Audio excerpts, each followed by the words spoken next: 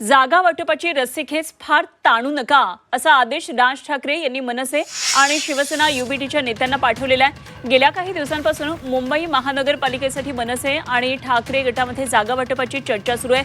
अनेक फेऱ्या चर्चेच्या या दरम्यान झालेल्या आहेत। मात्र उमेदवारी अर्ज भरण्याची तारीख आता उद्यावर येऊन ठेपलेली आहे। मनसे आणि शिवसेना युबीटीमध्ये जागा वाटपाचा तिढा अजूनही सुटलेला नाहीये। जागा वाटप होऊन उमेदवार जाहीर होण्यास उशीर झाला तर प्रचारासाठी वेळ कमी मिळेल आणि याचा फटका संबंधित उमेदवाराला बसू शकतो।